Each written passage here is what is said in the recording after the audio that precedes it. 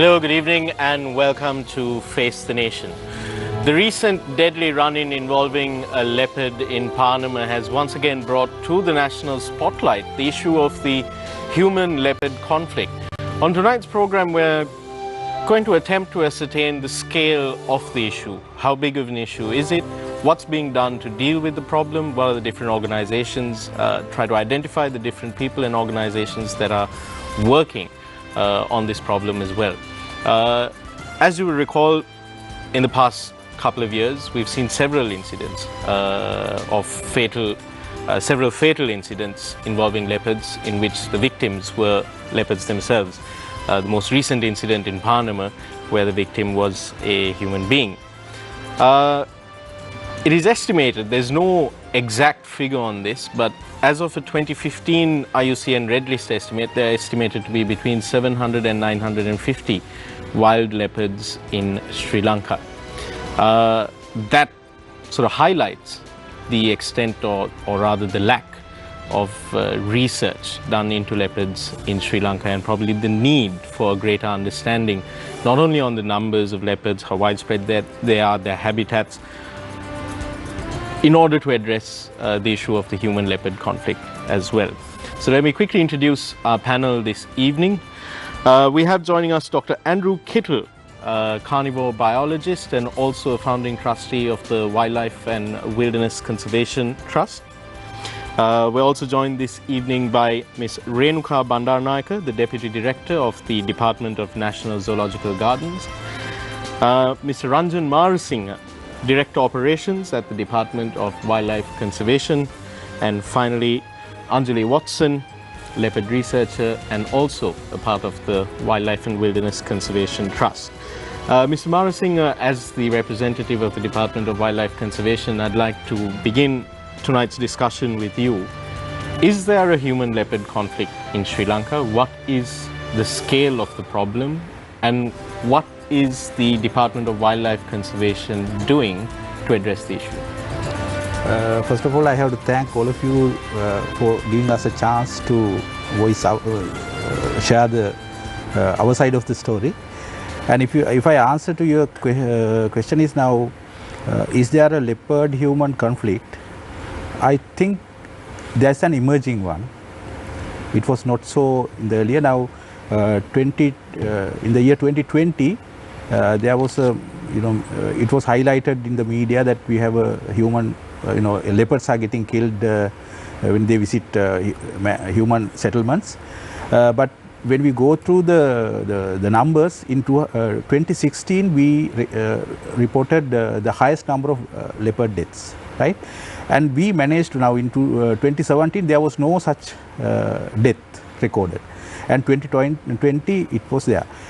But now in 1980s, I think there was a human leopard conflict reported in the same area, Panama, one village attacked by a leopard. But after that there was no such case reported, but there may be unreported cases, I don't deny that, but there may be. But it is not an issue. But this one unluckily happened at the end of the 2020. And but I can't say now there is an emerging conflict that is a different conflict, but this so-called man-eating thing is not a big issue at the moment, because this isolated incident we can't generalize for the country. Ms. Marasinghe, often, as you correctly mentioned, it's the leopards that are on the receiving end when it comes to fatality, when both species sort of run into each other. We've seen incidents like that in the north, where a leopard was essentially beaten to death. Then there'd been a spate of incidents, mostly in the Central Hills area, around tea estates and again around cattle farms or livestock farms, where leopards have been caught in snares. Why is this a trend? Is this an increasing trend, or is it just that we're seeing more of it now because of the proliferation of social media? I think it's a combination of all these factors, right? Now, as I said, 2016 we the highest number of leopard deaths were recorded, right? But 2020 it was highlighted. That is because 2016 the media was behind different issues, and 2020 they were focusing on this. And I think one reason is the media and the social media and all kind of media is now technically now they are advanced, right? Now before that, if I explain why this is happening now in Central Hills, the situation is different compared to other parts of the country. One reason is habitat fragmentation. Because of habitat fragmentation, leopards move into human settlements, right? Then the prey base, right? When people now they are, because of various reasons, the prey base goes down, right? When we do a lot of plantation or agriculture, then we eradicate some of the prey animals from the system, because those are pests like wild boars, right? Then the other thing is now when habitats are fragmented, many animals can't live. But being a territorial animal, leopards, they don't change the home range, right? So because of that, accidents happen. Now, if you take the numbers, the highest number of such deaths occurred in Central Highlands, and the second one is Uva area, that is Hambantota, that part, right? Now, Central Highlands, now we seen one reason in one part of the Central Highlands, a different reason in other part. Now, during the Siripada season, the peak time is April. During that time, leopard deaths, snaring happens. So that may be due to people try to, they are not targeting leopards, they are targeting different. So those accidents are happening. So that is how it is happening now. But I think if this habitat fragmentation is not addressed, then this will increase in the future. So Mr. Marasinghe, when you talk about, even with the human-elephant conflict, we're talking specifically about leopards tonight, but even with the human-elephant conflict, it's more often than not, it's like loss of habitat and maybe even habitat fragmentation that causes elephants to wander or roam into human settlements. There's a question that I want to ask you, maybe a controversial question. I'm not going to ask you whether it was the correct decision or not. The government recently degazetted several hundred acres of what you call other state forests. Is the Department of Wildlife Conservation aware of how much of that area, of how much of that landmass is actually leopard habitat? I think now this happens, this is happening very fast, so we have data. I think researchers like them, they have data where the distribution, where this thing, but when it comes to other state forests, now majority of those forests are in the dry zone, and now if you see the dry zone, the leopard deaths are not that much high. It's happening in the southern part of the country, but not that high. The Central Hills is the huge issue now, but there I don't think we have that other state forest category thing. Here the situation is there are plantation forests, all the lands are owned by private individuals. Very few lands are available with the government, so that kind of a problem is not there in the Central Hills. Ms. Marasinghe, we also know that a perpetual sort of plea that is made by officials at not only the Department of Wildlife Conservation but also the Department of Forest Conservation is that is under-resourced, understaffed, and that there is a lack of funding for these very important departments. You also have sort of bureaucratic and political loopholes. For example, you take right now, both departments are gazetted under two ministries. There's the Cabinet Ministry, headed by Minister C.B. Ratnayaka, and you have the State Ministry, which is headed by State Minister Vimalavira Dissanayake. How much of a challenge are these bureaucratic and political trappings and the need for resources and funding when it comes to dealing with issues like the human-leopard conflict and the human-elephant conflict?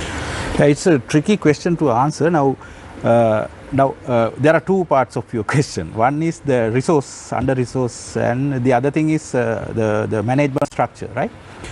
Now, the resource, I don't think a country like, now we are getting resources and it is not adequate. Now, if you take our numbers, we have 2,000 odd carder, that is not the field carder.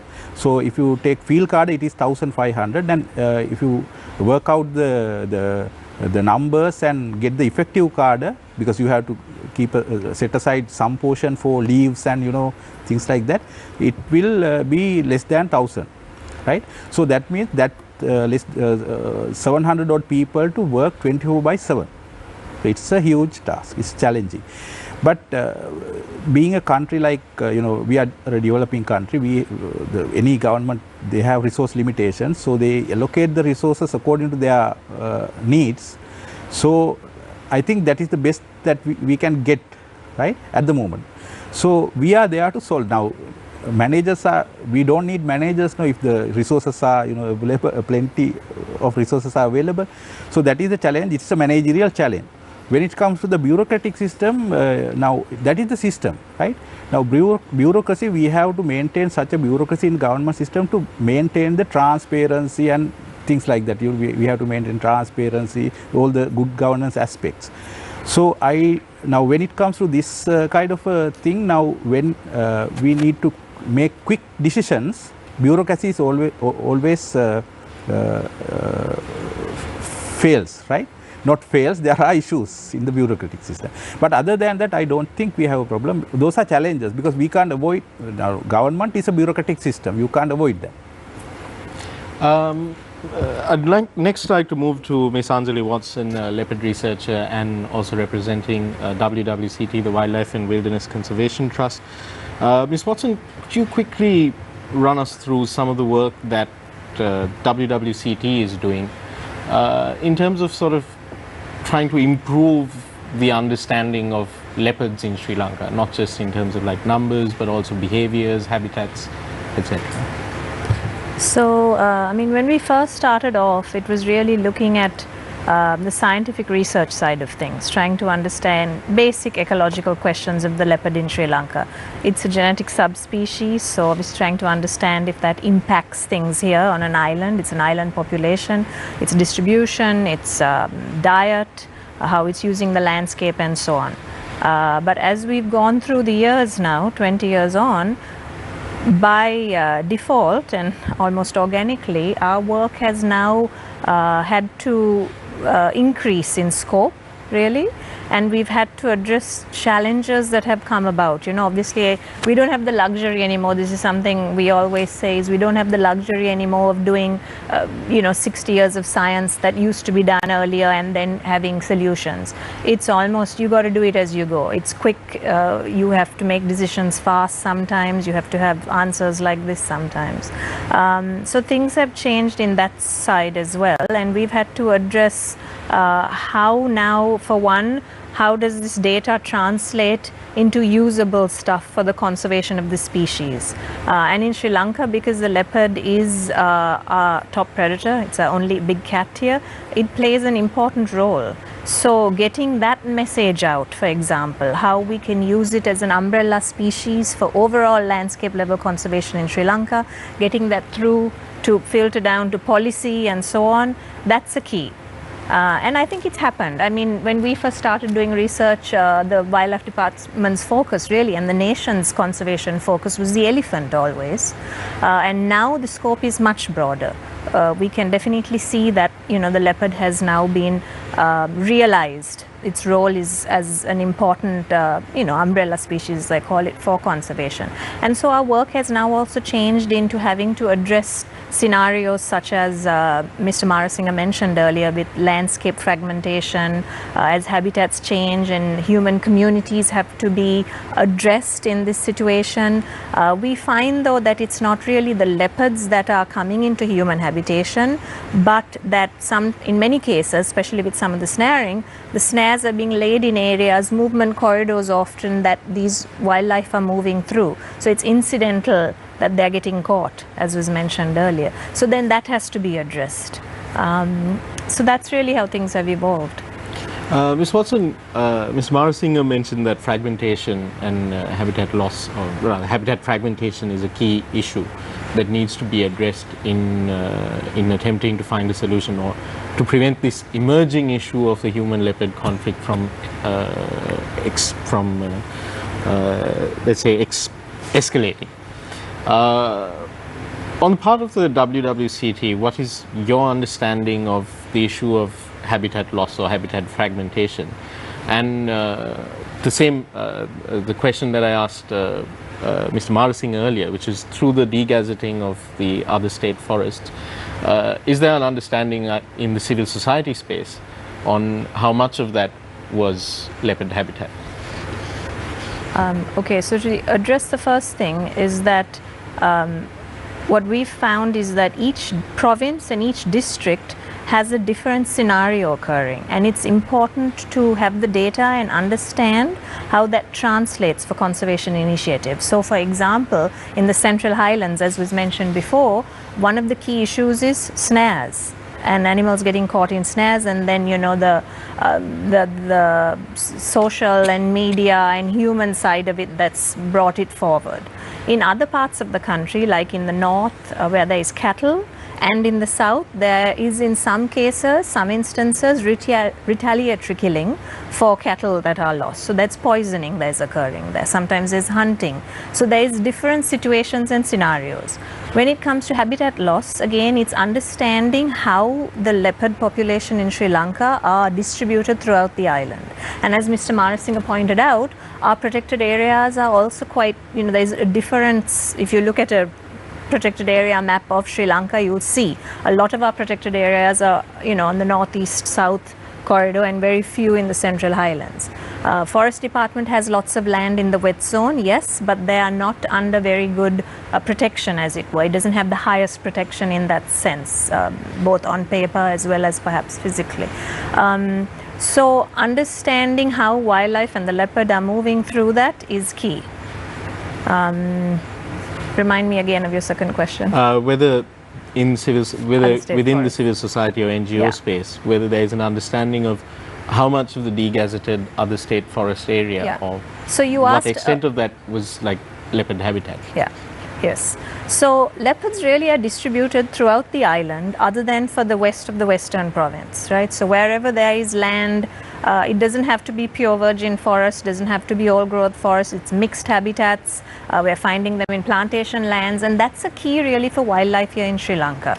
Because of our agricultural system in a way, our home gardens, the fact that we have these mixed landscapes, okay, mixed habitat types, we've been able to have wildlife still. Having 21 million people, 75% rural agricultural base, we've still managed to have this. So that has really been our, I would say, our real bonus and plus, and the reason why such a small island can hold such a high wildlife and biodiversity population is that these other state forests are actually key in this, because they form buffer zones to our protected area systems. They form movement corridors, which are vital for dispersal for an animal like a leopard that's a wide-ranging carnivore and needs to move in order to breed. Otherwise, we get genetic bottlenecks occurring. Now, to answer very specifically about how much of other state forests is leopard habitat, all of it really, in a sense. But I don't think we actually know the acreage or hectareage we're talking about here. It goes anywhere from 300 to 700. There have been some studies, some analysis of how much of this it comes under that category, but I think that still needs to be very clearly found out. And what are we talking about here?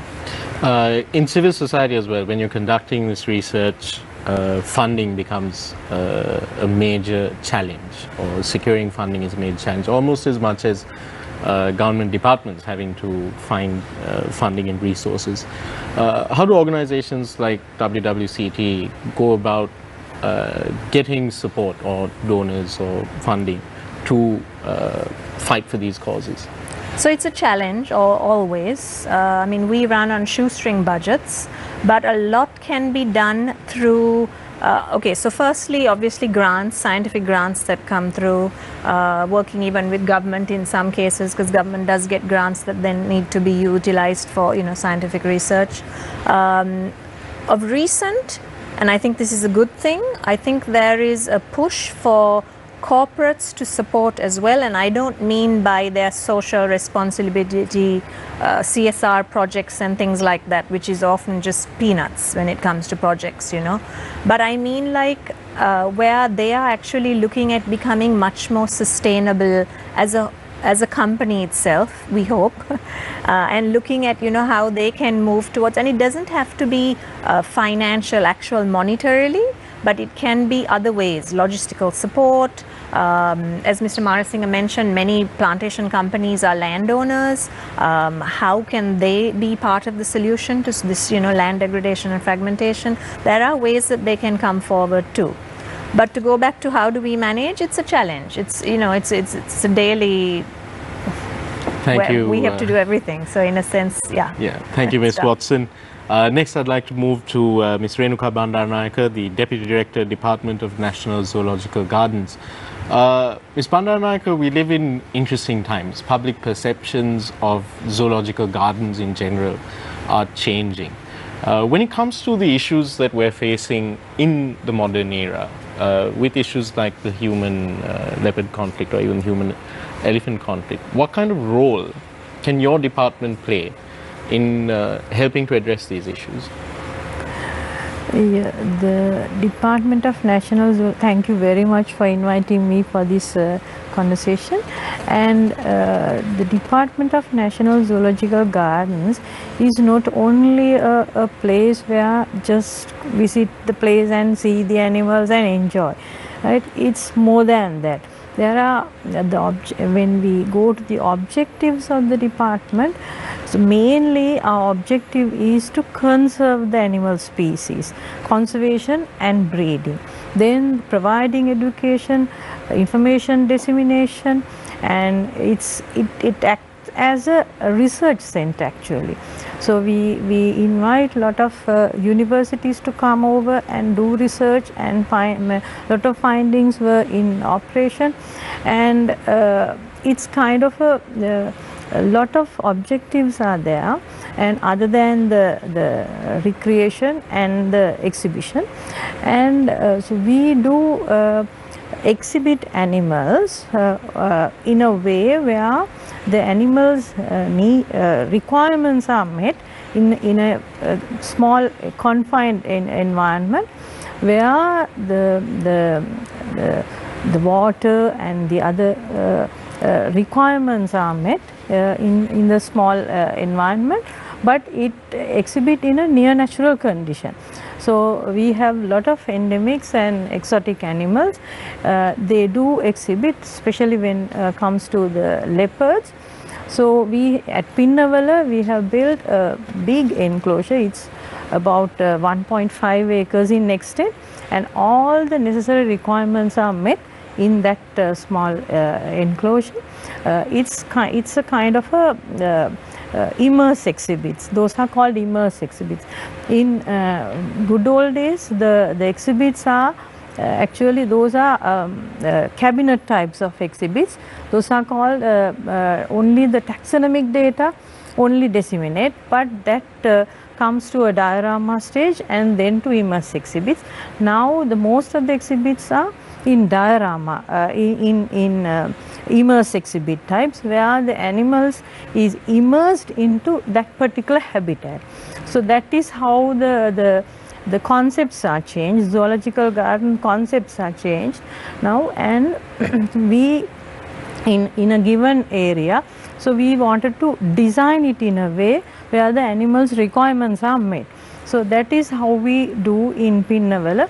And the most modern one is Ridhyagama Safari, which is a novel experience for Sri Lankan visitors, where we have given a huge area for lion enclosure 35 acres, the developing leopard area 16 acres, like huge area was given, and it's not enclosure, it's drive-through one, where the visitor can go through the enclosure and experience they can see the animal and experience the habitat of the animal. So this is how we are converting from the taxonomic stage to immerse exhibit stage time to time, the concepts are changing.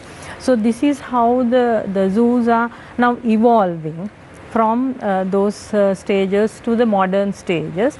So Ms. Bandaranaike, when it comes to outside of, let's say, the safari park in Ridigama, the elephant orphanage in Pinnawala, and the zoo in Dehiwala, when it comes to sort of raising public awareness through, I believe there's the Young Zoologists Association, or when it comes to, does the Department of National Zoological Gardens assist in the conservation effort in any way by contributing to research or through public awareness campaigns? What I'm interested to know what kind of work the department does in that sphere. Yes, we have different kinds of information dissemination systems, right? Interactive panels, information panels, and lectures, and guided tours, and sometimes the keeper talks. Those are the types of information dissemination types. Young zoologists are helping us to for keeper talks and designing of intellectual kind of information boards, like things. Those are the main information systems that we have provided for the visitors to go through when they are going through the enclosure, or when they come to see the enclosure, so they can see the panels and interactive things, and those are the things that we have designed so far. Thank you, Ms. Bandaranaike. Finally, I'd like to move to Dr. Andrew Kittle, carnivore biologist and also a founding trustee of the Wildlife and Wilderness Conservation Trust. Dr. Kittle, maybe you can give us a bit of a global perspective on the emerging human-leopard conflict in Sri Lanka. When you look at it, and it's probably a bad idea to look at it from a comparative sense, but when you look at it from a comparative sense, is this a major sort of pressing issue that Sri Lanka must deal with right away? That's an interesting question. From a global perspective, Sri Lanka actually in many ways is in a very good position. There's a conservation ethic that runs through society in Sri Lanka. So working in the field of conservation, research and conservation, I mean, you're already 1, 2, 3 steps ahead of working in a lot of places. A lot of places, the first thing you have to do is really try and convince people that wildlife matters, that this particular species is important, that kind of thing. In Sri Lanka, there's already that acceptance, right? So that's probably one of the reasons why there are 1,000 adult leopards and X thousand elephants in a country like this, like Anjali said, small country with a lot of people and a lot of rural people and people all over, but they're still sharing space with these large, potentially dangerous animals, right? When you look at the leopard coexistence question, so we have, in the last 10 years, we've had about 8 leopard deaths, an average of about 8 leopard deaths per year, right? Which is an upward trend from what we've been seeing. 20 years ago, it was less than that. Looking at Maharashtra state in India, there were 175 leopards killed in 2020. There was 35 people killed in 2020 in that state alone. India lost about 500 leopards in 2018, about the same number in 2019. So in terms of this, you can see the scale difference, obviously. That's not to say that we rest on our laurels, obviously, in Sri Lanka. We do see increasing trend, as Mr. Marasinghe also said. So we got to, try and stay ahead of the issue. That's what we've been doing for a long time. There hasn't been a big human leopard conflict issue in Sri Lanka, but you want to make sure there doesn't become one. So therefore, you want to understand the population, the leopard population, all of the ecological attributes that it has, and try and forestall any future trends that are going to lead towards sort of this sort of level of conflict.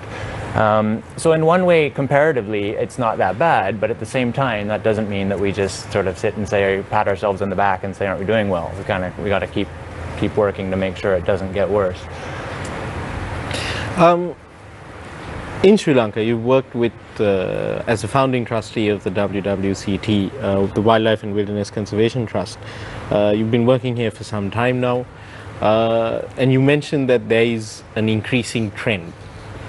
Do you concur with Mr. Marasinghe and Ms. Watson that this is primarily a primary cause for this is habitat fragmentation and habitat loss?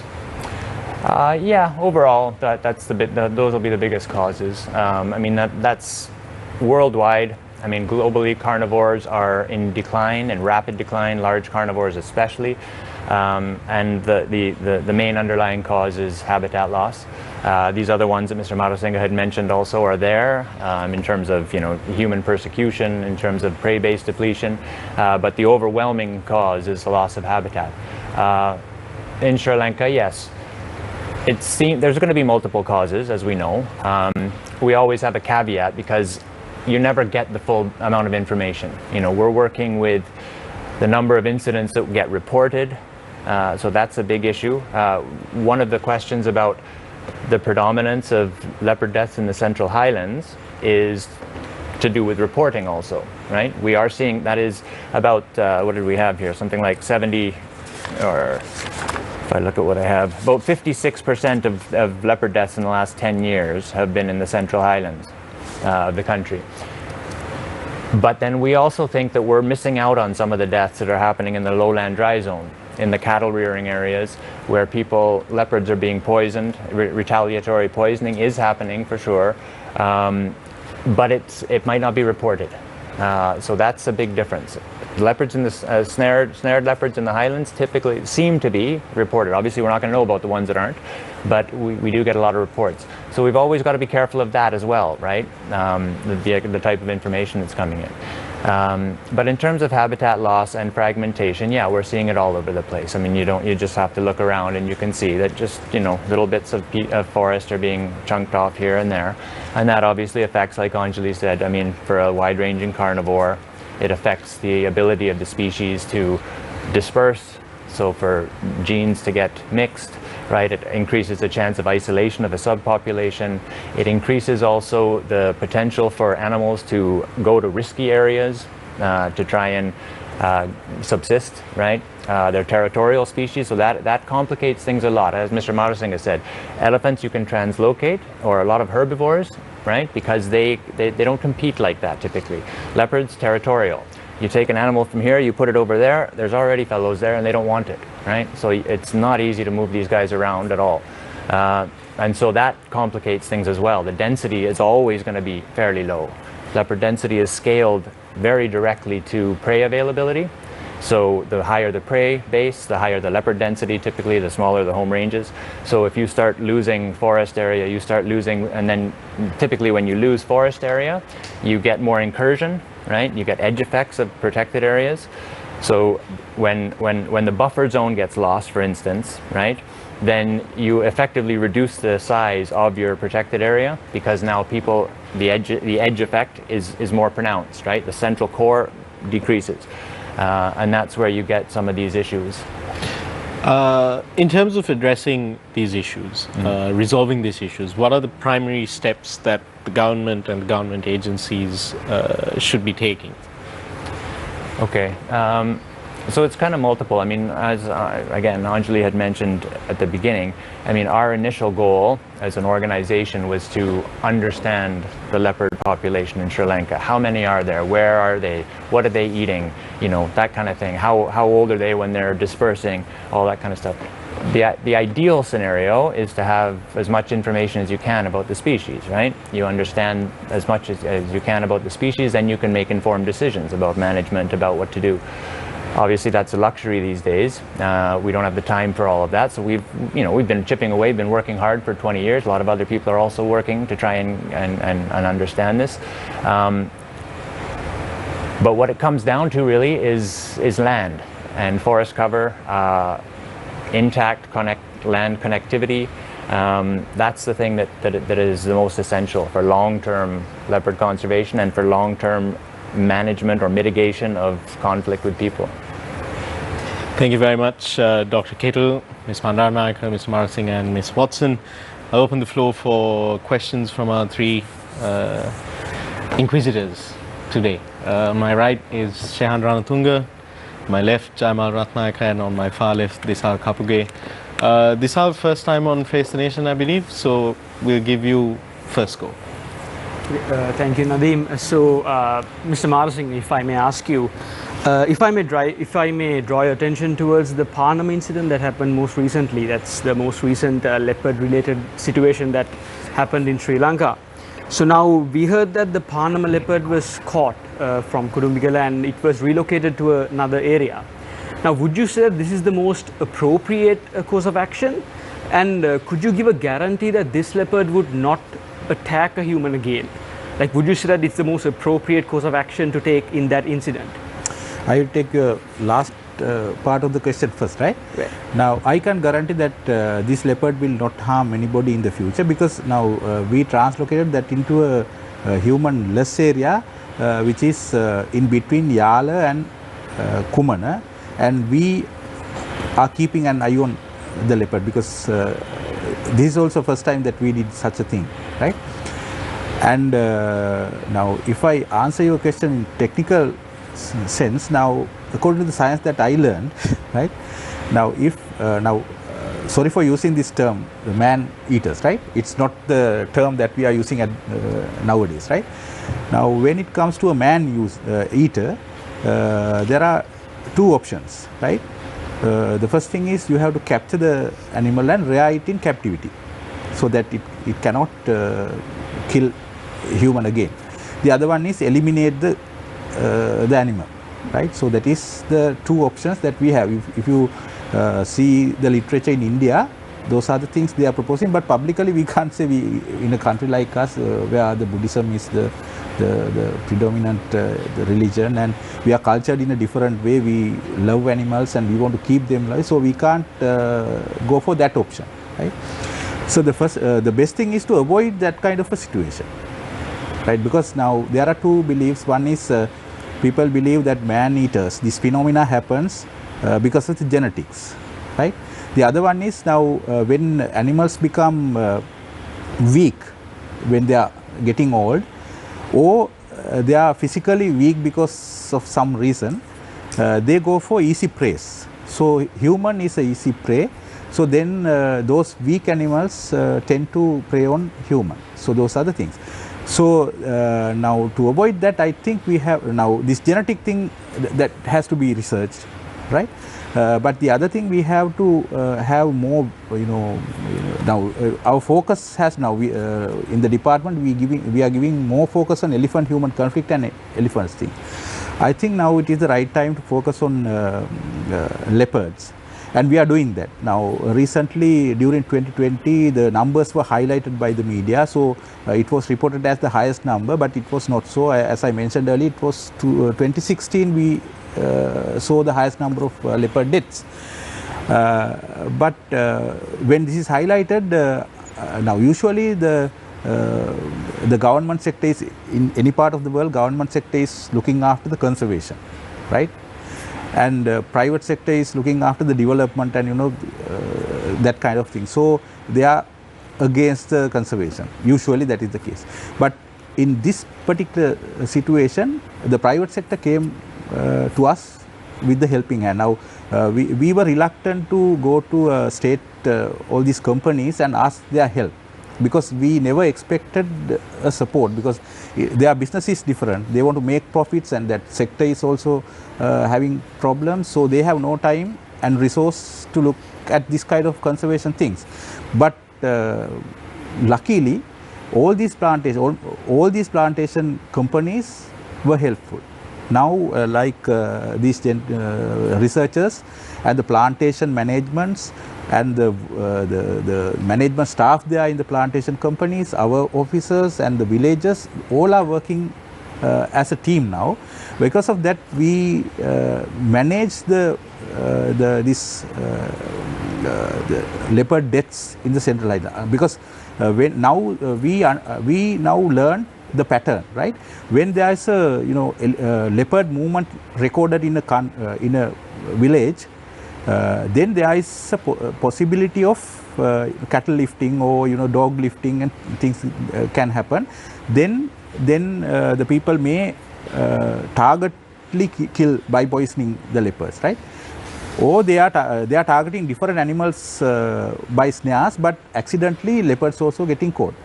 Now what we do is, when there's a record on leopard movement somewhere, our people go there and educate the villagers, and the people like those researchers are coming with us, because we also have a problem, because the plantation sector carrying out this kind of education program is a huge issue, because we have to deliver those awareness programs in 2 languages, and we don't have that much of staff, so everybody helped us. So that's why we are managing that issue in the Central Highlands. So I think it is encouraging. Mr. Manasinghe, if I may direct this question to you, I'm sure even Dr. Kittle and Ms. Watson can contribute to this.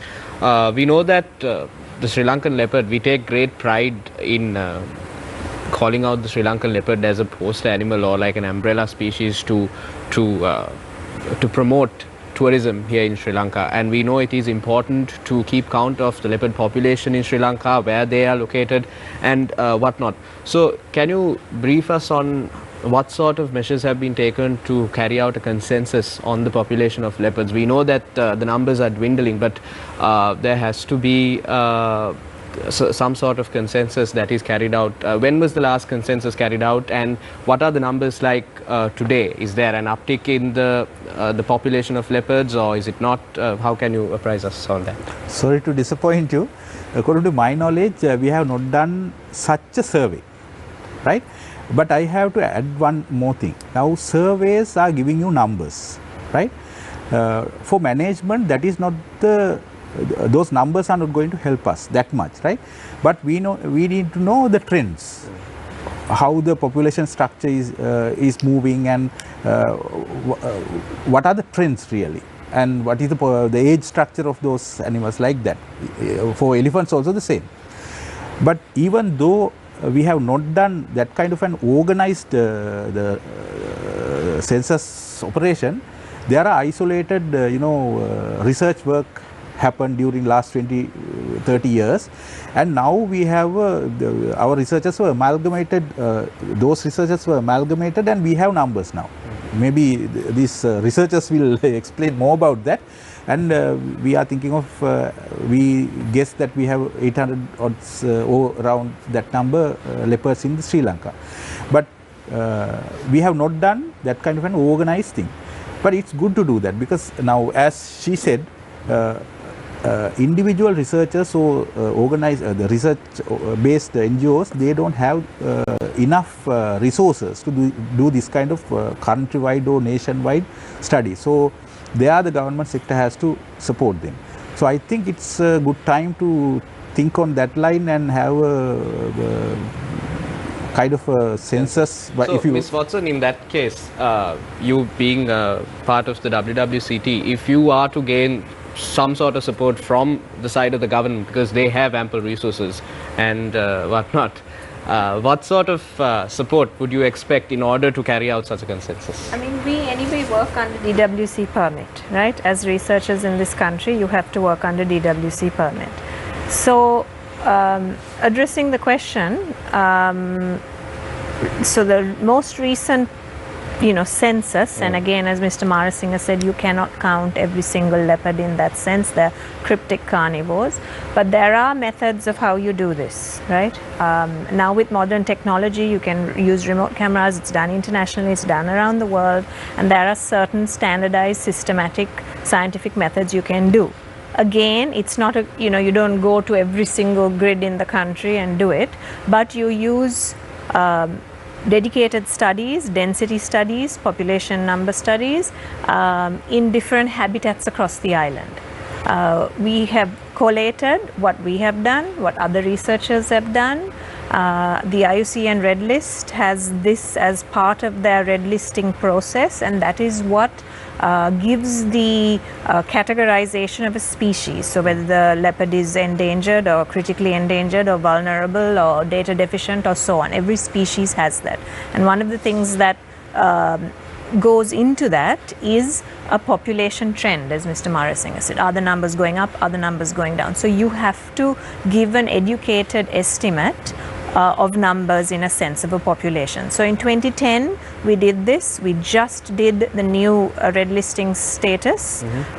So we have comparative numbers, and in that sense we are not seeing a huge decrease, and as a result the Sri Lankan leopard is now internationally IUCN classification is vulnerable. It was endangered in 2010, but this is just a subspecies under observation because we said that we are losing habitat drastically here on this island, and it really needs to be kept on top of.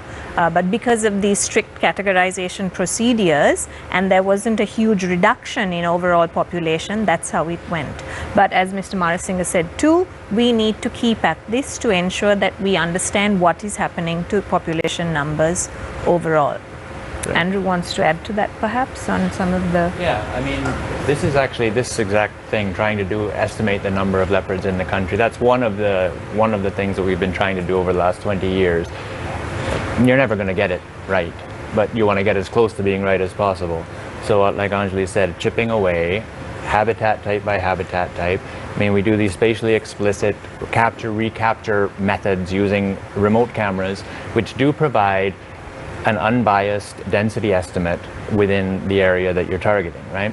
So we've done that in, for instance, Wilpatu, the dry zone, in Yala, in the arid zone, in the Central Highlands, unprotected landscapes of the Central Highlands. We're doing Galoya at the moment.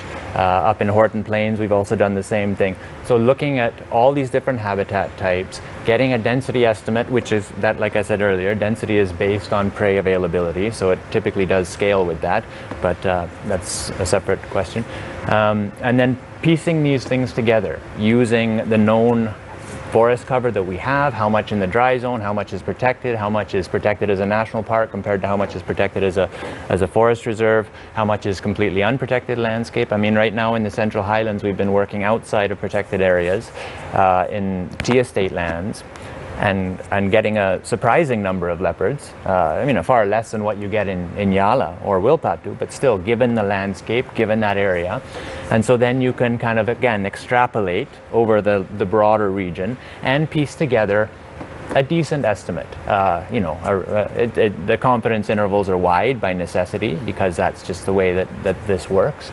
And then you got to do it repeatedly and so monitor. Dr. Kittle, on the same note, now you've worked across the globe with much larger cats, but the leopard is the apex predator in food chain in Sri Lanka. But in a developing country like Sri Lanka, we know it is very hard to minimize confrontations between humans and leopards.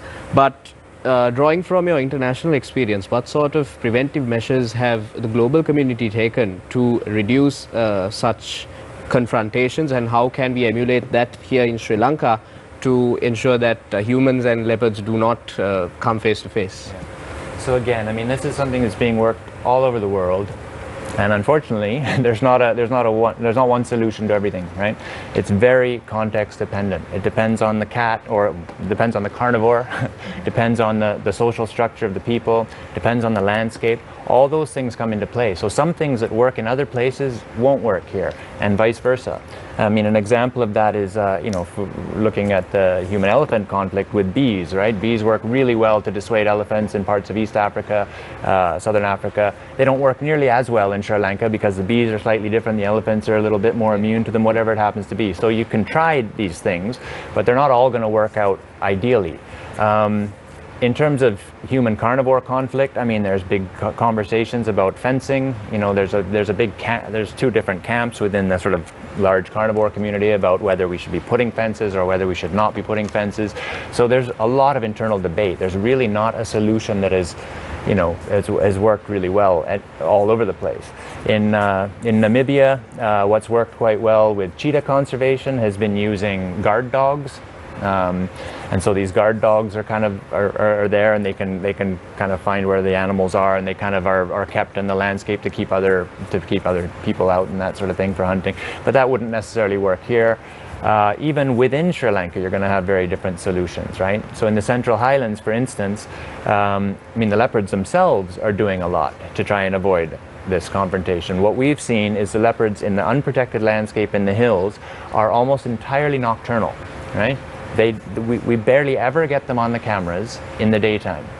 Whereas in the national parks that we've had cameras, even though nocturnal activity is higher than diurnal daytime activity, you still get a low level of daytime activity, right? Because there's a little bit here and there, which is what people see typically when they're out and about in the parks. In the hills, the leopards are literally lying low while people are out in the landscape, when we are assuming it's to avoid that conflict, right? They have adapted themselves. As soon as night falls, from 6 p.m. to 7 p.m., there's a huge spike, right? Then they're up and out and they're moving around. And they're moving more than they are moving in the national parks at that time. And then it kind of over the course of the night, it settles out a bit. So that's also happening. So no easy solutions. You know, you take things from here and there and you try things, you try to implement, you see what works within the context that you're working. So it's kind of a long road. Ms. Watson, adding to what Dr. Kettle was talking about, he was talking about a particular time of day when the leopards are more active. When you look at all this research that's been done, all the data that's available, has it become clear that there is maybe certain conflict hotspots or areas and situations, scenarios where there's an increase in likelihood of incidents? Yeah. And what is done with that information? Does it help in this fight? So it's clearer. By collating DWC data, our data, media data, and getting a picture of when, where, and how we're having these incidents occur. Now, when we talk about incidents, I think it's important to step back a moment here and give a definition to what we mean, right? Because that's often not taken into consideration. An incident can be the death of a leopard, and so that's a death. So that's dead leopards, all right? You can have an incident where a leopard is snared or something happens to it, but it doesn't die. So then that's an incident where the leopard is involved. Then you have the human side of it, where you have an incident where there's a complaint and DWC officers need to go in and address that perhaps, right? And dog is taken, so cattle is taken first, then dog is taken. So there are these grades of incidents that we refer to, right? So it's very important to assess that, piece that apart and understand what's happening across the island. Because as I think we mentioned earlier, it is different across the island. Within provinces, even the districts are different sometimes. So then your solutions have to be different. So the data that is collected and analyzed is what then gives you the answers to how are you going to address a lot of this.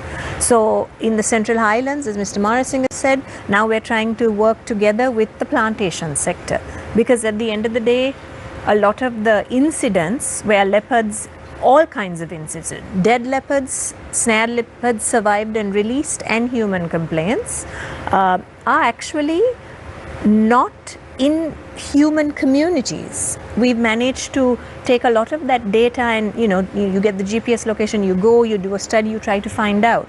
The dead leopards are actually in forested areas. So we humans have gone into an area and set up the snares, and that's what's happened. In some cases, the animal may retreat back to the forest because that's where it's comfortable.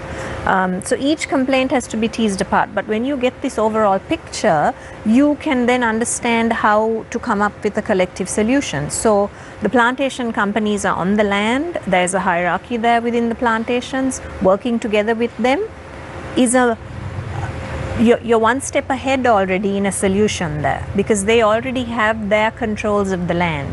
It's easier for them within that landscape to be partners in solution, right? To reducing the snares, for example, to understanding where there's tea, where there's pinus, where there's other plantation, where there's forest, where there's communities, right? So you're understanding how the landscape is being used, not just by leopards and wildlife, but by humans also, thereby trying to come up with a solution for it.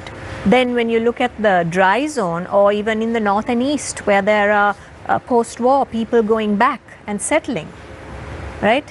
They are farming again in areas that for 30 years have become forest. So of course you're going to have situations occurring there. Leopards have been around for a long time there. Suddenly now they are coming across some a plantation land or a farm or so on, right? These things are going to happen though as the whole landscape changes. So then your solutions there need to be different, bucket in a sense than what you're doing in the Central Highlands. So that's how all this sort of data and the research and everything can work together to come up with Mr. Marasinger, when it comes to cattle herders and sort of farmers and snares, more often than not, as Dr. Kittu mentioned, I think you said 56% of leopard, round about 56% or the majority were caused by, these are acts of retribution almost. How big of a problem, I want to know, is poaching and the illegal trade in leopard pelts or claws and teeth for whatever quack medicine? How big of a problem is poaching and the illegal trade in animals when it comes to conservation of leopards in Sri Lanka? Now, it's again a tricky answer I'm going to give. Now, I'm also working in the international wildlife trafficking and things because I have an understanding about that. Sri Lanka is a hub for that, but I don't think our leopards are poached for that international trade. And I saw in the media also some people are highlighting that that kind of a thing is happening here, but I don't believe that. But now recently in Martel area we found a dead leopard, and our rangers did a very good investigation. Was this the incident where was it 2 or 3 men that were caught with the dismembered remains of a leopard? Yes. Yeah. It was referred as a black leopard, but it was not a black leopard. But now they have prosecuted 4 people for removing the tooth, right? But those are, now in Sri Lanka people like to have those things, as ornaments, right? That is why they are doing that. They were not targeting international market or selling that to the foreigners or anything. So when it comes to international wildlife record, I don't see that kind of a trend is there, but it can happen. The simple reason is that now for the illegal market you need to have huge loads of parts, container loads. That kind of a population is not here in Sri Lanka. So if you finish the entire population within 1 year, then that market will be over, that business will be over. So no one is targeting Sri Lankan leopards for that, right? That is the reason. But we have to be cautious, and we are also keeping our eyes on that, because internationally we are linked with other countries and we are sharing our intelligence data, but still we don't have we constantly hear of, though, when we get reports and media is invited to cover at times as well, raids that are carried out by the Department of Wildlife Conservation, sometimes by DWC office rangers and the STF working together. So what are these poachers, what are they usually after? Now in the Central Highlands also, now these snares are targeted for different animals, right? Basically wild boar, right? And I don't think our poachers are specially targeting leopards, right? So our poachers are mostly looking for food. The wild boar, game. Yes. Yeah. Wild game. Yeah. So that's on the records, right? So I don't see that international trade is happening in this area. Can I just add to Yes, yes, miss. So you mentioned raids, and I remember earlier with wildlife rangers looking at some of the skins that had been recovered years ago. This was of leopards, and when you look at it, you realize that it's not cured for sale. So it's not going for an international market. It's not thankfully, it's not at that high level of where they're trying to kill the leopard for that. If you look at the snared leopards that occurred in the past so many years, very few of them have actually had parts from it. Usually it's the full leopard, right? Nothing has happened to it. We can probably count the numbers where we've got a couple of parts of a leg taken, or a little bit of meat here, or maybe a tooth, or you can actually count those. The rest, the full animal is there. So again, that's a bycatch, as we mentioned earlier. Poaching is definitely for wild meat in that sense, and in some cases, actually in the Central Islands, we keep going back to that, it's not even sometimes for the meat. They just put it to hope wild boar doesn't come to the vegetable plots or whatever. Of course, if they catch it, they'll probably eat it in that sense. In the dry zone, I think yes, there is poaching for wild meat. Whether that's on the rise commercially is perhaps something that needs to an eye needs to be kept on in that sense. Ms. Watson, when you look at the distribution of our population, as you correctly said, 75% rural, mostly involved in agriculture, and you look at our sort of limited landmass, the various different wild species that we have, the protected areas that we already have, do you feel that there may be a bit of difficulty in striking a balance between having enough land for human settlements and communities to sort of develop and grow, and having enough land for our wild species, for our wild flora? I don't think so, because we've done it for centuries. That's why we're still one of the 20, we keep saying this, but that's the reason why we're still one of 25 biodiversity hotspots. I think it's a matter of how are we going to move forward, the physical plan for this island, how is development going to occur. You can actually put in wildlife movement, protected areas and so on into your development plan, into your physical plan for this country. There is a physical plan for this country. So if this gets included, there are ways that you can do it. You can select areas where, for example, we know is not a movement corridor for leopards, and use that for whatever it is you want. We know this is a movement corridor, so let's leave that. You can actually look at areas. For an example is now housing schemes in the Kandy district, for example, in the Hantana area. Willy-nilly, you've got housing schemes coming up. There is no real plan for that. People buy huge plots and housing schemes come up. There's leopards there. There's other wildlife there. Is that now going to become an issue? So far, no, because people are okay with that. You can talk a bit, but going forward, it might become a scenario, right? So why was that housing scheme allowed to be built right up there on the edge of that ridge, for example? Could have been built perhaps somewhere else, or it could have not been built, and you could have had other options. So it's really a matter of choosing our priorities and how we're going to merge them, and how are we going to keep both. It's possible.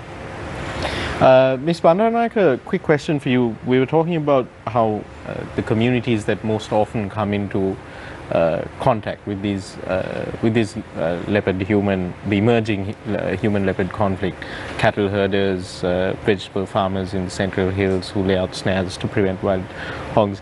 Do you feel that targeted programs conducted by the Department of National Zoological Gardens to raise awareness amongst these communities is one of the ways in which, for example, your department could contribute towards, on the one hand, raising public awareness on the importance of conservation, whilst also on the other hand adding to the work done by parallel departments and civil society in arresting this issue?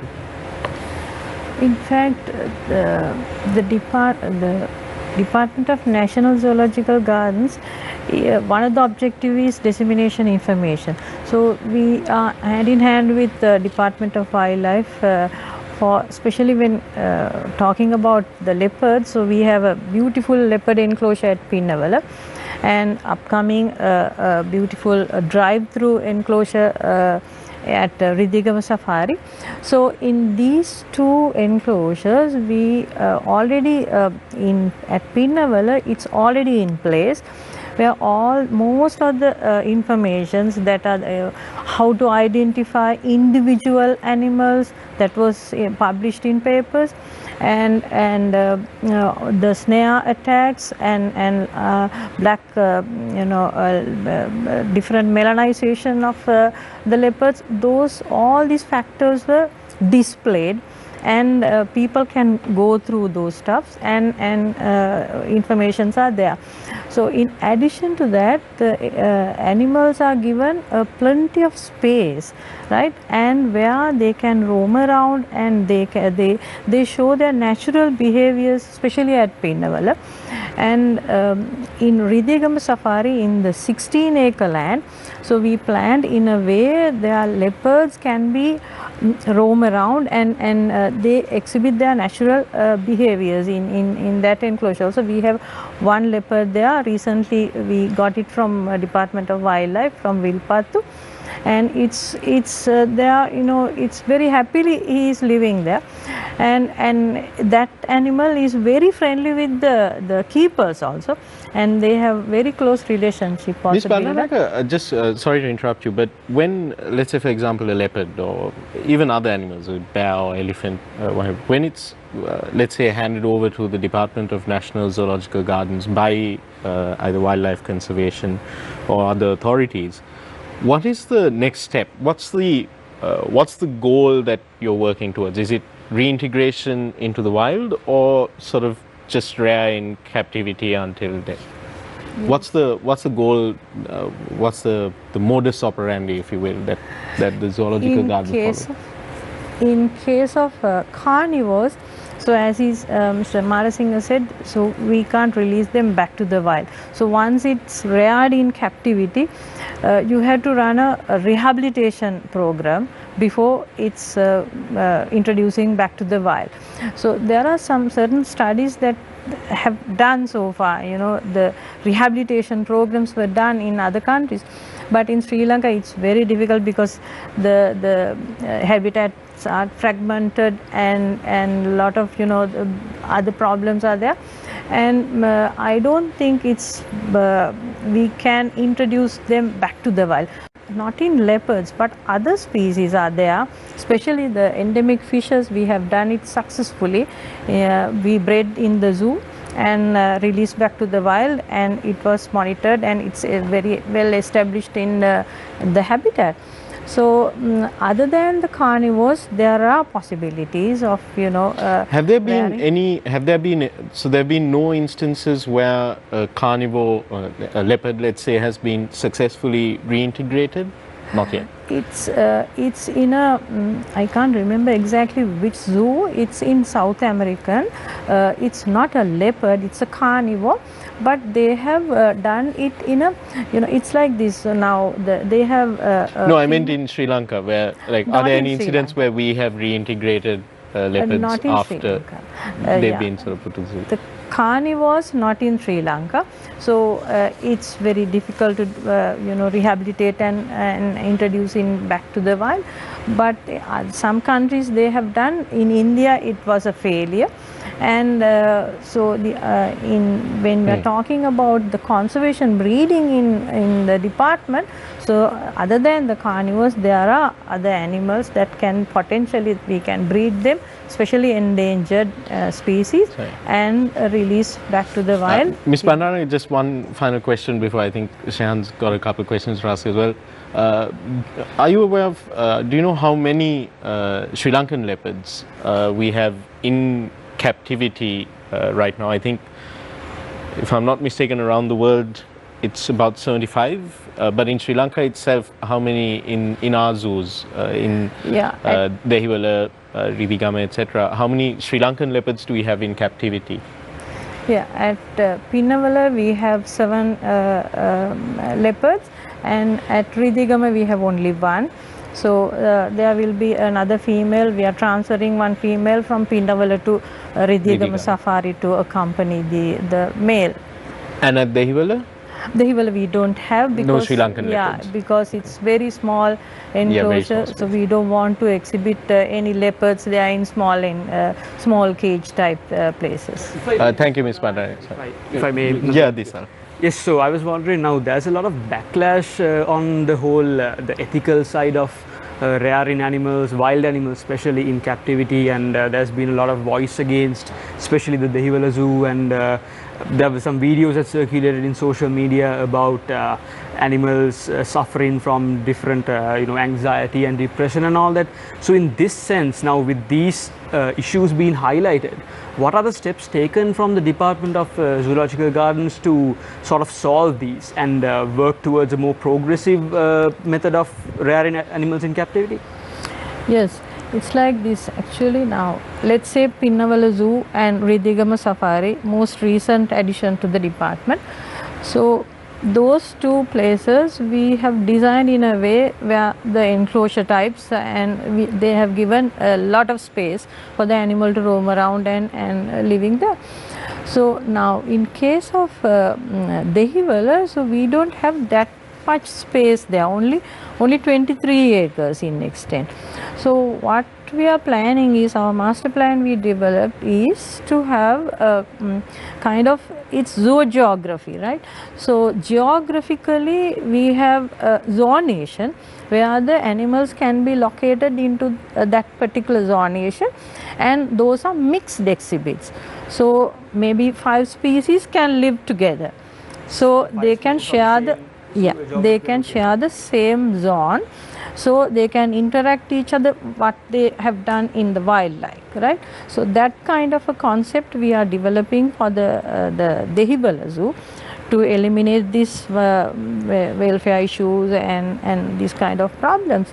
So the animals can be interact, those species are living together like in the wild. So this is the basic concept that we are going to adopt for Dehiwala Zoo. Other zoos actually we have plenty of space and we are developing the enclosures for each. Maybe there are some mixes also, like Asian zoo, like Asian area, like but other than that we have lot of space in Safari and Pinnawala.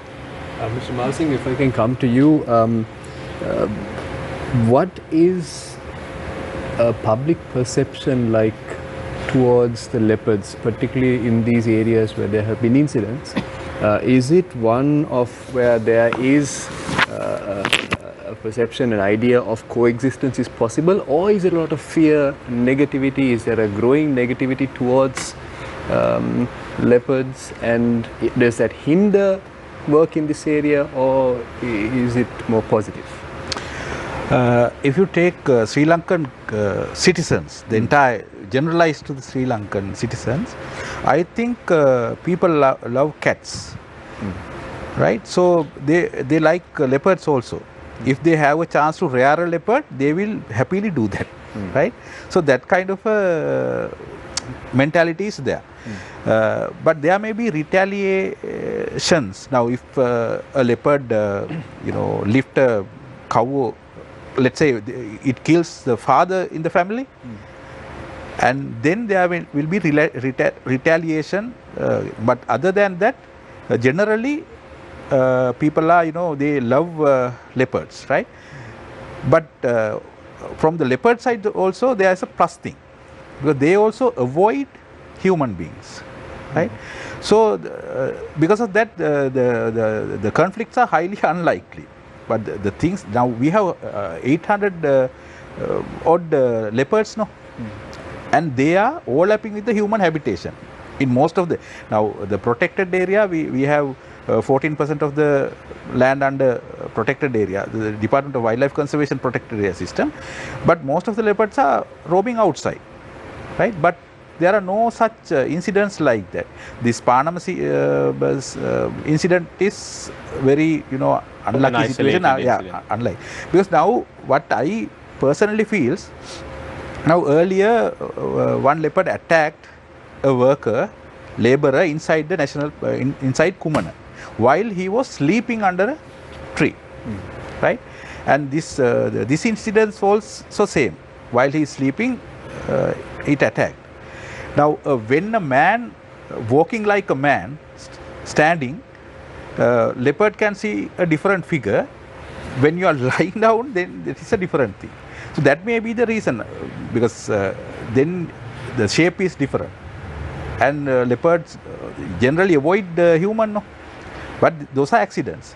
So I think generally among the Sri Lankan public, there is no any negative feelings about leopards. Generally, it is positive. Mr. Marasinghe, there's something that I mean, we tackled this briefly in the opening questions that I had for you, which is regarding this let's say bureaucratic redundancies almost that provide like various challenges, the various political and bureaucratic redundancies that provide various challenges. Do you feel that, because we see a overlap of functions between forest conservation and wildlife conservation sometimes, although they are separate departments, do you feel that these departments, that it needs to be sort of streamlined and merged so that they can better carry out their duties? Do you think that is a requirement moving forward? I think Department of Wildlife Conservation and Forest Department was, you are referring these two departments, no? Yeah. It was earlier the Department of Wildlife Conservation. Actually, Wildlife Conservation was created by the Forest Department at that time, right? And the objectives were different. Because of that, they have separated at that time. Because from the beginning itself, we were thinking about the biodiversity and conservation and protection ecosystems, right? And the animals and plants, right? But when it comes to Forest Department, that was plantation forestry and timber extraction, and that is their discipline. So because of that, the mandates were different. That is why they have separated this one. Now in India, where we learn wildlife management, they have one department and they have a different wildlife wing, right? It is like the department that we are having separated, because in although they are having department, that is Forest Department, wildlife people are separate, right? Their duties are different, they are managing in a different way, and Forest Department, forest people, they are looking after forest. Is that model efficient? Is it more efficient than what we have for the my Indian friends, they are thinking now our system is more efficient than their ones, right? That depends. Now we are thinking of that system is more effective, and this is our one is less effective, but they are feeling the other side. The reason I ask this question is because when you look at a lot of these issues, the solutions have to be sort of holistic. You have to look at the whole and this and that. It would be beneficial possibly if the policy making process is not happening in silos, in sort of blind to what each other is doing. I mean, not necessarily merge the two departments, but is there a lot of are there any communication hurdles that you experience when dealing with the wildlife department? Because as I mentioned, I mean, we have two departments that are in this area of, so let's say, under the broad umbrella of environment conservation. Yeah. And both departments are also reporting to two ministries. There's a cabinet ministry and there's a state ministry. So no, doesn't one ministry. Yeah, well, the state ministry has a specific function relating to elephant fences as well. But doesn't this sort of bureaucratic muddle create a lot of problems for you when you have to devise solutions to the issues that people are facing? That is bureaucracy is a management style, right? That is a way of managing. Now bureaucratic system is ideal for some situations and it is not ideal for some other situations, right? But when we talk about the bureaucratic system, the system that we are having today is not the one we had 20, 30 years ago or 50 years ago, right? That time the bureaucracies are very strict, rigid, and you have these silo things because that is the nature of bureaucracy. Now, you can't run an army without a bureaucratic system, Now the situation is different. Now Forest Department and Wildlife Department, even if we are managing under different, we are located under different ministries, but internally, within the departments, we are having dialogues, right?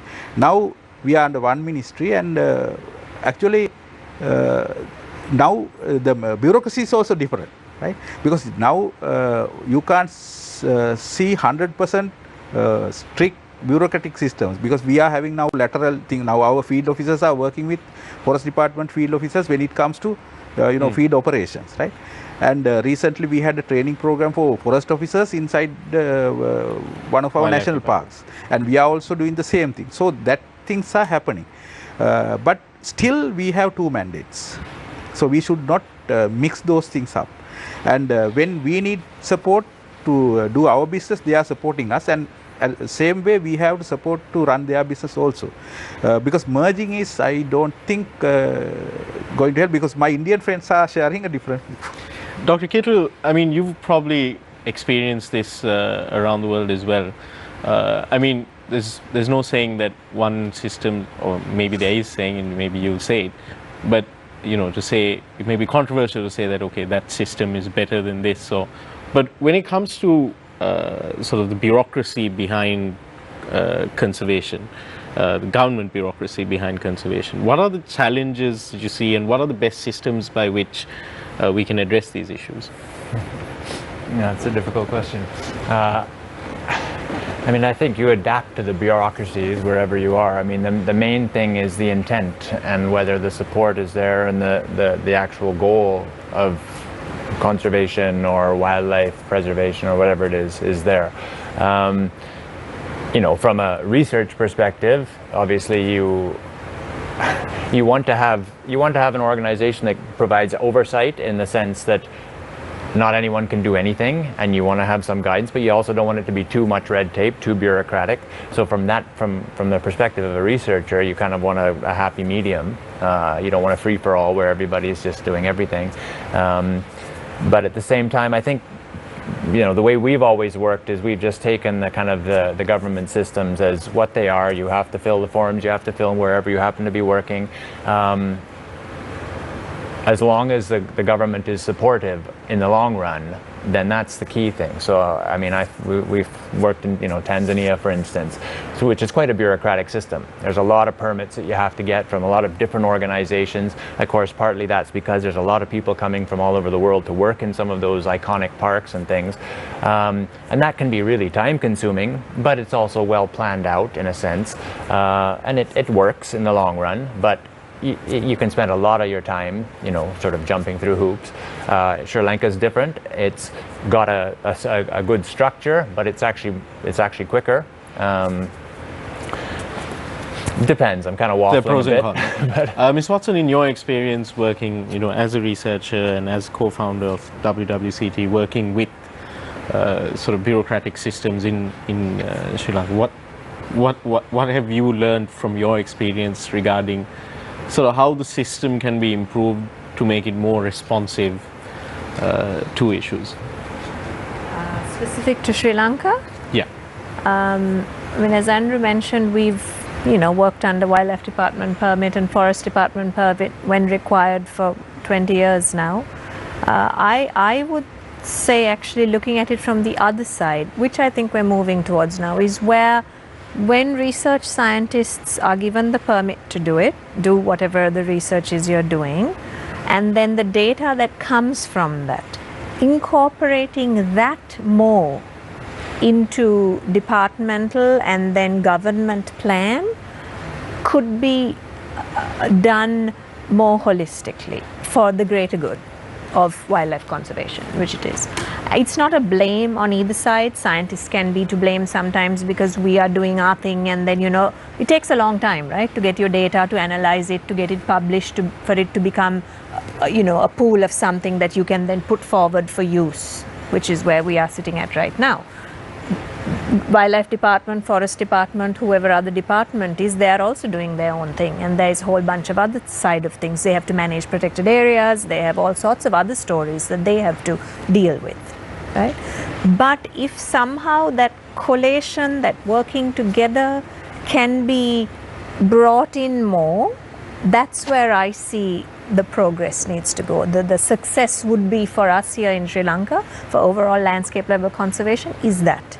And we all have to be a party to that, really. Mr. Marasinghe, just a couple of questions before we take some final questions from your boys. What's the acreage that sort of comes under the purview of the Department of Wildlife Conservation? right now? It's 14% of the whole country. Of the whole country? Yeah. Uh, Because I am bad with numbers, right? so that's several thousand square Yes, kilometers. What's the, let's say, as direct operations, you know, let's say, how many ranger assistants do you have sort of covering these areas, let's say the protected areas? Yeah, we have 2,000 plus cadre that including the managerial and the office so if you take the field officers, it is close to 1,500, right? Yeah. But effective cadre, that means now 1,500 means 1,500 heads, right? So they are now some are on leave. You can't ask them to work 24/7, 31 days now. Yeah. So some are on leave, some are on different things. So if you allow for that, it's less than 1,000. It's about 750 and about 750 effective field officers let's at say any given it's time. 800. Yeah. Okay. It's like leopard. Yeah. If you don't mind, what was the so as sort of territorial as the leopards are, what was the allocation for your department from the 2021 budget in rupee amounts? It's 4 billion. 4 billion. Is that sufficient when you look at your human resources, the amount of land that you have to cover, and what has, like, in addition to paying the salaries of the 2,000 plus staff, you've also got to take care of security of these parks, public engagement, etc., etc. When you look at all of these expenses, is that enough of a budget? Now, to be frank, we are now from one side we are earning revenue, and I don't think the allocation is a problem. Now 300 billion that we are 2021 we are spending on human elephant conflict mitigation only, right? 4 billion, that is another 1,000 millions for other protective, but plus there is salary bill I have not included there, right? So usually if you take out this 3 billion thing, that this accelerated human elephant conflict management plan that we are having in 2021, we are spending 4 billion annually. So out of that, half goes to salaries, the other goes to the development activities, and we have the liquidity also. Now some government agencies, they are not liquid. On books they have funds, but cash wise they don't have in the accounts, right? But now this year it is a different thing because we are not receiving that much of tourists. Yeah. Because of that we are also having liquidity issues. On average, annually, how much revenue does the department generate through national parks and visitors? Yes, 300,000, 3 billion. Yes. 3 million. Yeah. Okay. We are balancing the budget. Okay. Because salary package that they have to pay, but all the other expenses we are generating now. Thank you very much, Mr. Marasinghe. Any final questions before we go for a break? Yes, I would like to ask a question, and I'd like to direct it to Anjali, Andrew, and also Mr. Marasinghe. So I was wondering now, we talked about the leopard situation, the side of the leopard in this whole conflict. Now humans also have a huge part to play in this. So now you've been working with a lot of communities under your trust, and also obviously DWC also works with a lot of communities. So a community that lives in fear of leopards, lives in the outskirts of a forest that is constantly, where you find leopards in it. So now the people are obviously afraid. And you see in like media reports and all that, the people are always like, the authorities have to do something, they're living in fear and all that, and they're worried about the cattle and their lives basically. So what is the best approach to reach these communities and get them themselves to protect these leopards? Because after all, they are the ones directly dealing with these leopards. So according to you all, like, what is the best approach to reach a community? Yes, now if you take Department of Wildlife Conservation, we are restricted by the number of officers that we are having, that I explained earlier. The other thing is our role. Now from the inception we are doing a policing job, right? So we grab people, we prosecute people, we send them to jail, and so the general public is looking at us as police officers, right? So that kind of person cannot go to the community and be friendly with them and educate. And we are also converting, because we are having outreach arm now, and it's doing a lot of things in and around these impact zones. That's happening, but still now for this kind of things, I think we have to get together, all the private sector, the NGOs and the researchers like them, and us. We have to work together for that, because now that the success story in the Central Highland, the recent issue is that, because plantation companies, they are on board, and the Tea Research Institute and that kind of government institutes, other than the conservation agencies, forest department, our people and researchers, we all are in one team now, right? So we are doing our part, they are doing their part. So conservation, after all, is a public thing. It's your business and it's our business also. We are doing that for our job as our duty, but it's a public thing. So going to public is also a teamwork that all of us has to work together. Now, if I can give you an example. Now, recently there was a rabies infestation in some area, the jackals, right?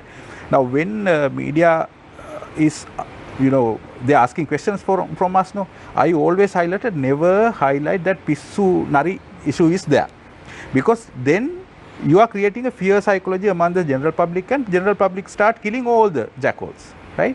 So what are the repercussions? Now we are blaming peacocks are now everywhere, and the wild boars are everywhere. They are doing crop damage. What is the problem? Now usually wild boars, they have 12 odd kids, right?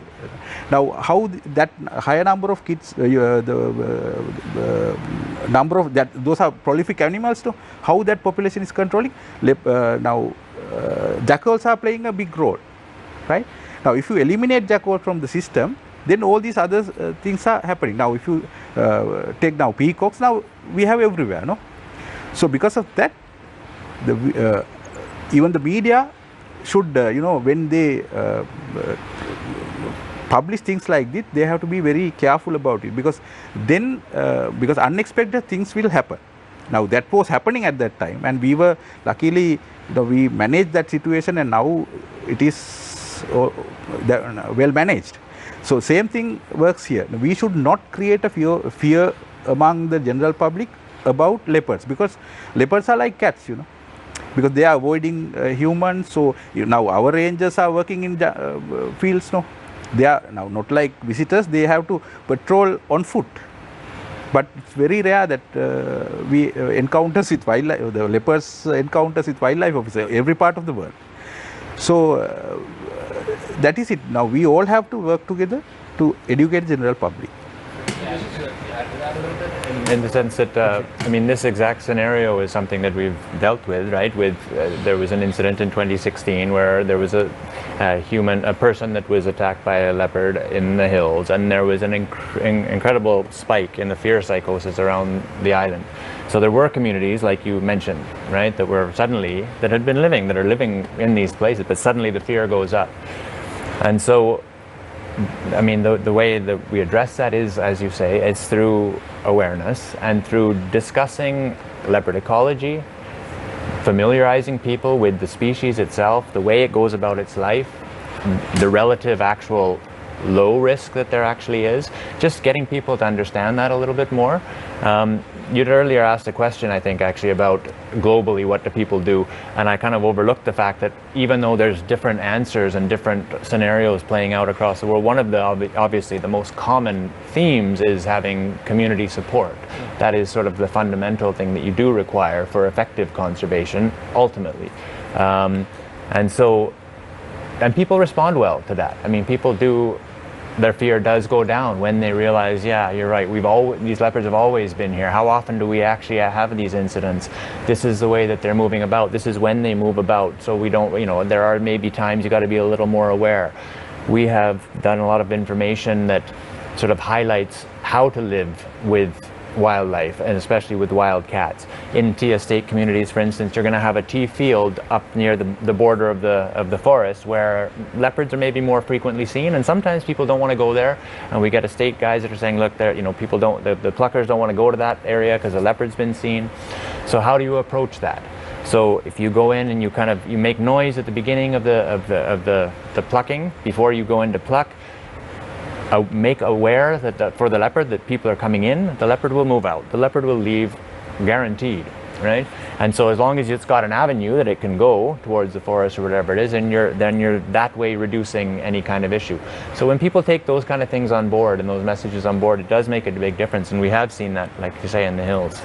If I may add to that, how important is a robust policy, something like an updated animal welfare bill, if I may quote. Now, we know that the Fauna and Flora Protection Ordinance is already in place, but there have been calls for an animal welfare bill to be introduced with robust and updated policies and laws to stop perpetrators from actually killing these national assets. How important, I'm sure all of you can add to that, how important is that right now? So it's interesting you brought that up, because Mr. Marasinghe and I were just talking about this before we started this, and Mr. Marasinghe pointed out quite rightly, and I concurred, that both these two things are being merged now. This animal welfare scenario, and there's a lot of animal activists, and wildlife and conservation and so on, right? It's kind of coming together. There is a place for that, but there's also a place where it's not. These are wild populations. The animal welfare bill often looks at domestic. Or that kind of scenario. This kind of thing, I'm showing this, I don't know if it will be taken up, but this is how good cop, bad cop, right? And the Wildlife Department and WWCT work together. Wildlife Department has to be the bad cop in a sense because they're the law. We don't, so we can use community-based things, right? So that addresses both sides. Animal welfare bill scenario in here is more to do with than FFPO. Do we need to upgrade our fines, the legal situation? Wildlife Department has to deal with all of these. All their rangers have to go to court and do that, perhaps support there. That side of things, yes. Andrew mentioned again, and I just wanted to touch on how when communities understand the situation better, the animal better, the fear factor drops drastically. I've used this example many times, but I'm going to use it again here. And this was an incident where media played a big role, in Panmure, the leopard going up a tree, if you all recall, the fire all over and that whole situation. It caused a huge outcry. And the department, us, other organizations, we had to do the back end of it, go in there and redo almost everything we had done by quelling the fear, addressing the fear psychosis, because that was created in a sense. That animal was just trying to get away. Yet it became such a big situation because it was dealt with incorrectly. So like Andrew said, when you have management on the ground, superintendents who know how to handle things, it doesn't become a situation. It's not an incident. It doesn't get recorded as an incident. Wildlife Department officers don't have to go in there.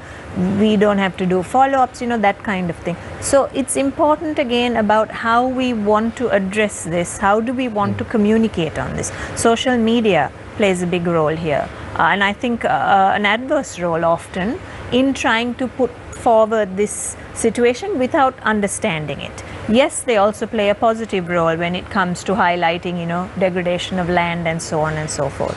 That example I was talking about was to do with a female leopard that had come into an area, and she had then gone by, but there was a huge scenario around this. We went in there and I was just started talking using this one about living with wildcats, and I was suddenly surrounded by mothers, grandmothers carrying little children, and as soon as we explained that this was a female who had young and she was probably trying to get mobile prey, because we know now from research that when females every 2 years have young, they need mobile prey. Dog is ideal mobile prey. So we're able to tell people if there is a female in the area, she's going to have cubs or she's having cubs, keep your dogs in, be careful, do that kind of thing.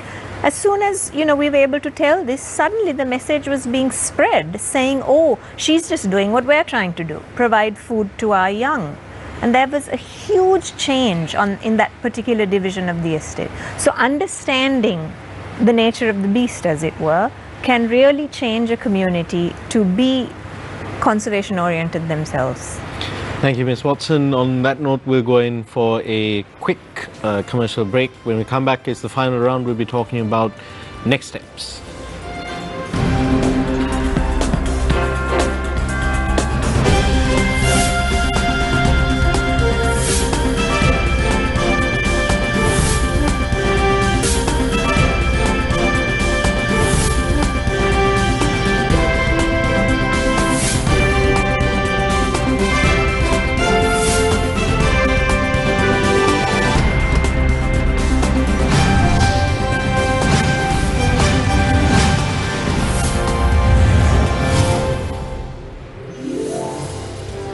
Welcome back to Face the Nation. We've had a thought-provoking and engaging discussion on the emerging human-leopard conflict in Sri Lanka. And to wrap up this discussion, we'll be talking to our panelists now very briefly about what the next steps should be in the immediate future. So I'd like to start with Ms. Renuka Bandaranaike, the Deputy Director, Department of National Zoological Gardens. Ms. Bandaranaike, as far as your department is concerned, in the immediate future, how do you see the role of your department evolving to deal with the present and future conservation challenges that Sri Lanka will face? Yes, the major issues actually the department face today is the space issue especially in Dehiwala and other places as well, except Ridiyagama. So unless that issue, so we are facing it in a way where the modern concepts are to be made. So the department, the Dehiwala Zoo is now phasing out to organize the species layout in a way, in zoo geographical way, and that is the most modern concept. And so we are changing our enclosure type enclosures into mixed type and zoo geographical zonation, and likewise the small enclosures are diverting into large mixed type enclosures where it depicts the most natural way of exhibiting, and that will give a more naturalistic exhibition type in future. In Ridiyagama and the Pinnavala, so it's given the large enclosures, but drive-through experience is given in Ridiyagama safari type enclosures. So we are shifting from cage type to diorama and then to immerse type exhibits. So in future you will see most of the enclosures are in immerse type. So you will immerse in the natural type of enclosure, like you are going to the forest, like it's in very near natural conditions. So this is the concept that we are trying to coming up to bringing up in near future. Thank you very much, Ms. Renuka Bandaranaike, and thank you very much for accepting our invitation to be on the program tonight. Ms. Renuka Bandaranaike, Deputy Director of the Department of National Zoological Gardens. Next, Dr. Andrew Kettle, carnivore biologist and founding trustee of the Wildlife and Wilderness Conservation Trust. Dr. Kettle, immediate next steps that the authorities here need to take to prevent this emerging conflict from escalating? So it's something that we've talked about a little bit, which is kind of a landscape perspective, looking at policy and planning in terms of going forward across sectors with sort of landscape level thought in mind, in terms of how the land is connected together, contiguous areas. For leopards in particular, we found this is of fundamental importance, right? The forest size, the connectivity of the forest, but we know these are things for all wildlife species. So if we can if we can plan, and from a policy, you're asking about policy, if you're talking about planning where Sri Lanka is going in terms of its development, quote unquote, in terms of the next 20 years, looking at it from that lens so that we make decisions from the perspective of including the environment, including long-term conservation into the decisions, whether the sectors are necessarily directly environment or not. Having that as a cross-cutting issue is sort of fundamental, I think. Thank you very much, Dr. Kittle. Ms. Anjali Watson, leopard researcher and co-founder of the Wildlife and Wilderness Conservation Trust. From your perspective, immediate next steps that need to be taken to prevent this emerging human-leopard conflict from escalating? Firstly, I think to shift the conversation from conflict to coexistence.